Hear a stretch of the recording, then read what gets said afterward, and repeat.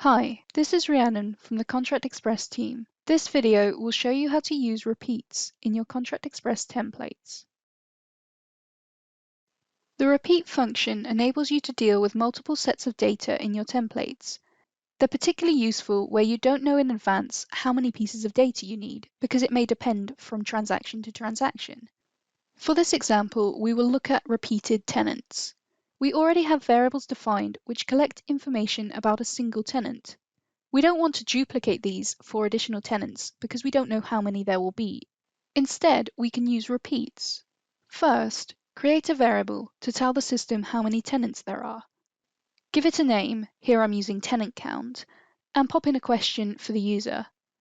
For the type, select whole number. Next, insert your repeat span. To do this, highlight the text that you want to be repeated, click Insert Span, and then Edit. The syntax for repeat spans is simply the word repeat followed by the name of the variable, i.e. tenant count in this case. Once you're done, hit OK and then insert rule. The repeat span tells the system to replicate everything within the span brackets according to the number of tenants indicated on the questionnaire.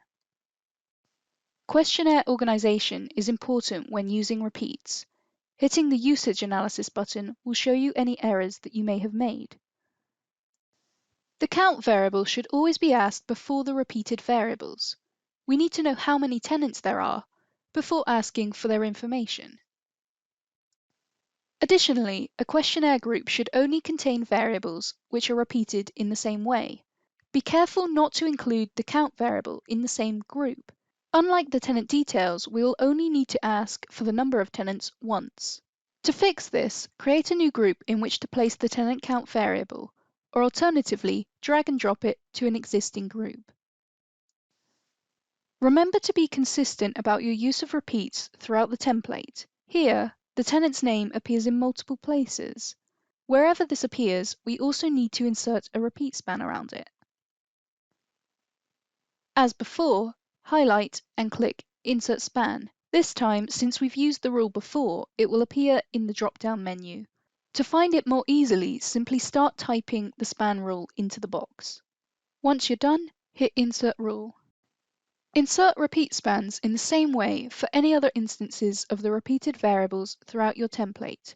To find them, you can select the variable from the dictionary editor, then click the arrows at the top to cycle between them. If you forget this step, you'll see a multiple repetition context error message when you hit Usage Analysis.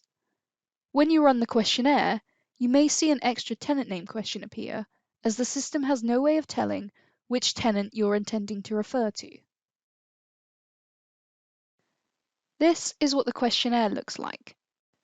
There's an initial question asking how many tenants there are. Depending on the answer, we will be asked for the tenant details, the relevant number of times. When I indicate there are 3 tenants, you can see I have 3 sets of questions. First of 3, second of 3, and third of 3. If preferred, you can also change the presentation of the repeat to enable the user to add tenants one at a time.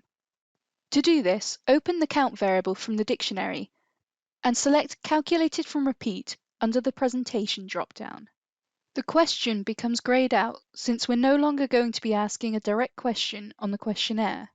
For the same reason, the variable also doesn't need to be allocated to the questionnaire.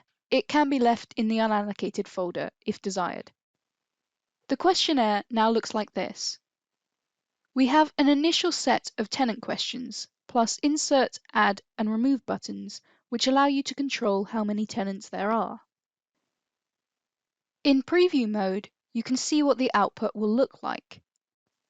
For example, here I've entered 2 tenants, and you can see them appear in the preview on separate lines. When using repeats, you may also want to place spans around parts of your template to vary the text depending on how many items you have in your repeat. Here, for example, the tenant should appear as plural if there are more than 1. You can use the span rule tenant count is more than 1 to achieve this. Remember to enter the S inside the span. This video covers the basic concepts of repeats However, the repeat functionality allows for much more complex scenarios to be dealt with. For more information, further examples, or help with specific requirements, please see our knowledge base or get in touch with our support team.